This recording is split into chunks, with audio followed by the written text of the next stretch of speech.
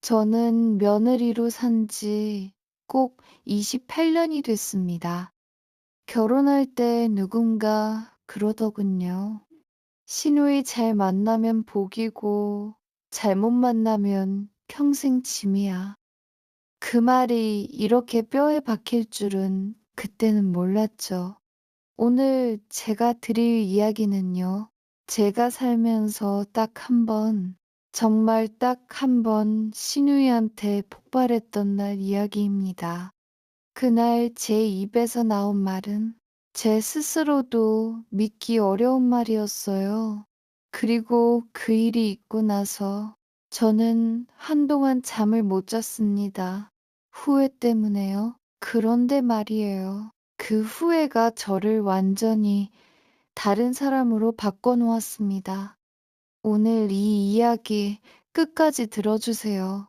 후반부에 제가 알게 된 사실 하나가 있는데요.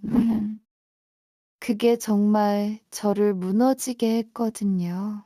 제 시누이 이름은 박정숙 씨입니다. 저보다 3살 위에요.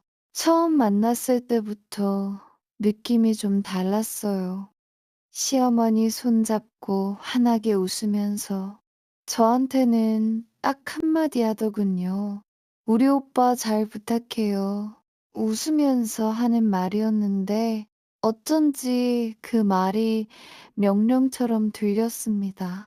이상하죠? 저만 그랬던 걸까요? 그때부터였어요. 제가 이 결혼이 단순하지 않겠구나 싶었던 게 결혼 초에는 그래도 참을 만했어요. 명절 때 시댁에 가면 시누이가 와 있어요. 남편 옆에 딱 붙어서 도란도란 얘기하고 있어요. 저는 부엌에서 전을 부치고 있고요. 올케 전 좀 더 바삭하게 해줘요. 우리 오빠 바삭한 거 좋아하거든. 네, 그럼요. 바삭하게 해드리죠. 속으로 기름이 튀겼지만 웃으면서 했어요. 그런데 문제는요. 그게 해가 갈수록 점점 더 심해졌다는 거예요. 결혼 10년 차 되던 해 가을이었어요. 시어머니가 많이 편찮으셨어요. 저는 그때 애 둘 키우면서 거의 매일 시댁에 들렀습니다.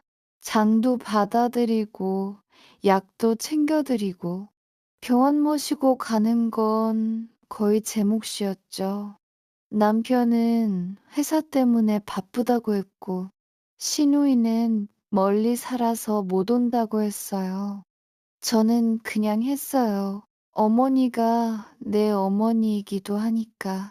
그 마음으로요. 그렇게 한 3개월쯤 지났을까요? 어머니 병세가 좀 나아지셨고, 시누이가 오랜만에 올라왔어요. 저는 솔직히 반가웠어요.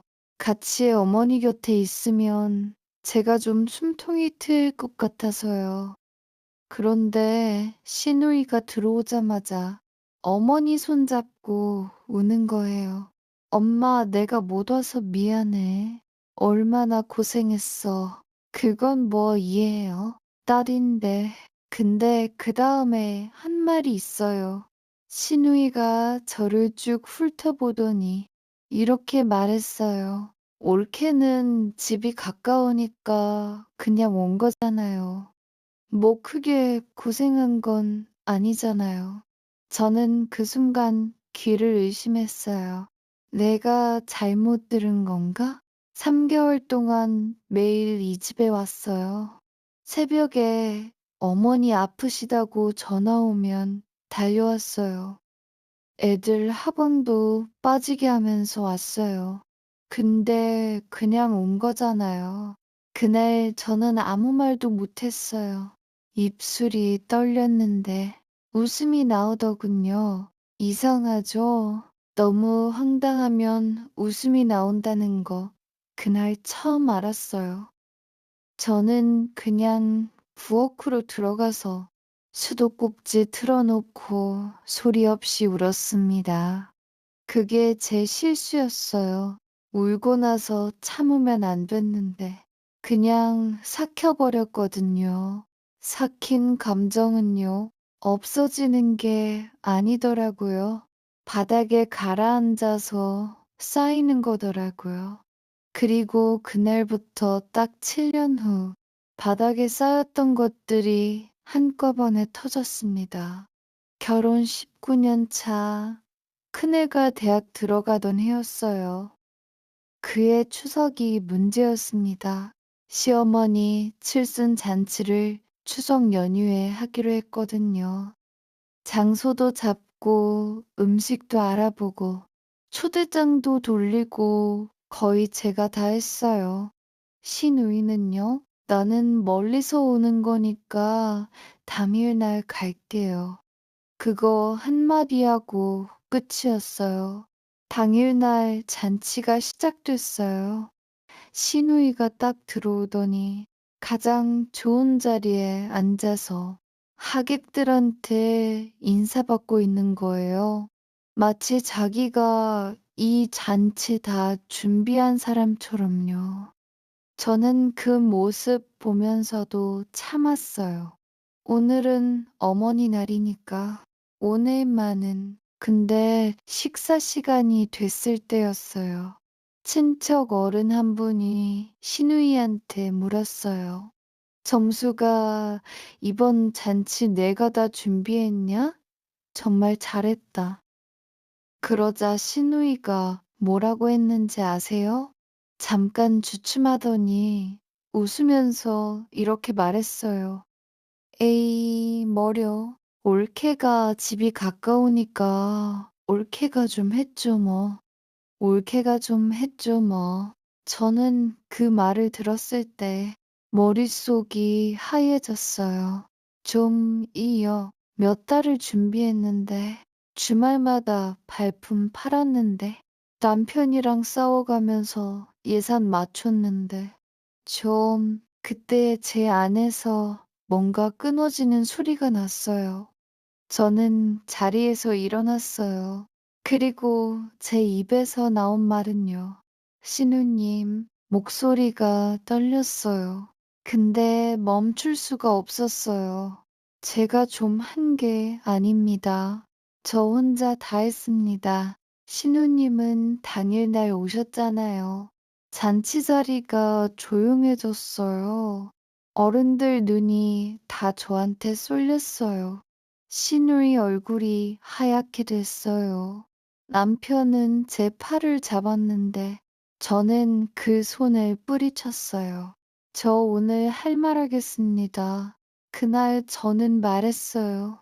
10년 전 그 말도 새벽에 혼자 달려왔던 것도 어머니 병원 모시고 다닌 것도 이번 잔치 준비한 것도 다 말했어요. 목이 메면서도 눈물이 나면서도 말을 다 하고 나서 저는 잔치 자리를 나왔습니다. 주차장에서 혼자 차 안에 앉아서 한참을 울었어요. 그런데요, 그날 밤이 문제였어요. 시누이한테서 문자가 왔어요. 딱 한 줄이었어요. 올케, 나 할 말 있어요. 다음날 아침이었어요. 핸드폰을 켜기가 무서웠어요. 시누이가 뭐라고 했을지, 또 상처받을까봐. 근데 남편이 그러더군요. 여보, 정숙이 누나 문자 한번 봐봐. 목소리가 이상했어요. 평소랑 달랐어요. 저는 핸드폰을 들었어요. 문자 내용은 이랬어요. 올케, 나 어제 잔치 끝나고 엄마한테 혼났어. 엄마가 나한테 그러셨어. 너 올케한테 사과해라. 올케 없었으면 나 진작에 어떻게 됐겠냐고. 나 할 말이 있어. 전화해도 돼? 저는 그 문자를 3번 읽었어요. 시어머니가 시누이를 혼냈다고요? 그 말이 왜 그렇게 울림이 컸냐면요. 저는 지금까지 시어머니가 제 편이라는 걸 한 번도 대놓고 느껴본 적이 없었거든요. 항상 시누이 편인 줄만 알았어요. 아들한테도 딸한테도 제가 양보해야 하는 줄 알았어요. 근데 어머니는 알고 계셨던 거예요. 다 알면서 말을 못 하신 거였어요. 저는 시누이한테 전화를 했어요. 전화가 연결되자마자 시누이가 먼저 울었어요.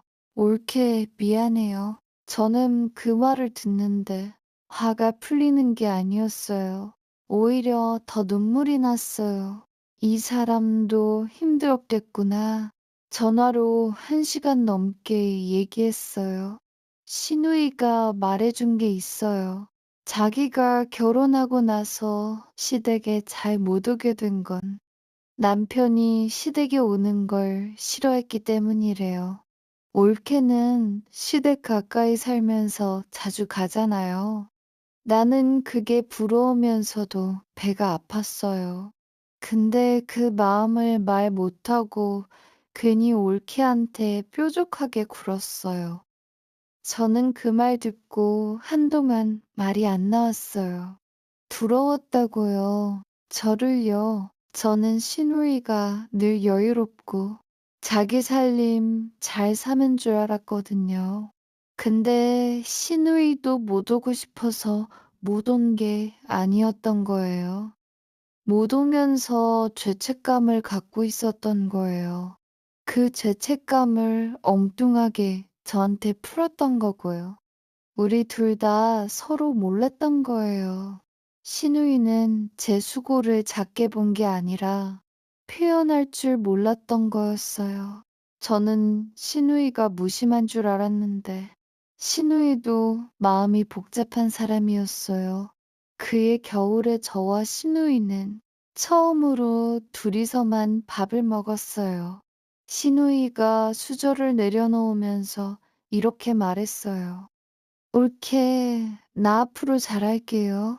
늦었지만 저는 웃었어요. 저도요, 형님. 그날 처음으로 저는 시누이를 형님이라고 불렀어요. 28년 만에요. 지금 이 이야기를 꺼내는 건요. 혹시 지금 이 순간에도 시누이 때문에, 형님 때문에, 올케 때문에 혼자 삭히고 계신 분이 있을 것 같아서예요. 그 마음 정말 힘드시죠? 근데 저는 이제 알아요.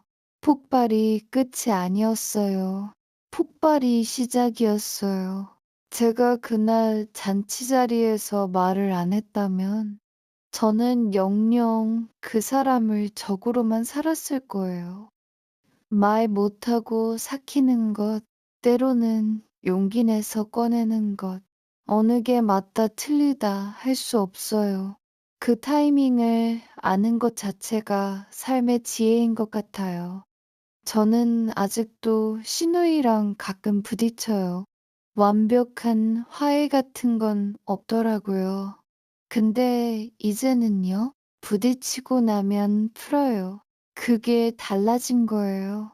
늘 이 이야기 들어주셔서 정말 감사해요. 혹시 지금 이 영상 보시면서 나도 그랬는데 싶으신 분 댓글에 한마디만 남겨주세요. 제가 다 읽어요. 꼭요. 그리고 혼자 삭히고 계신 거 있으면요. 언제든 여기 와서 털어놓으세요. 여기는 우리끼리만 아는 공간이잖아요.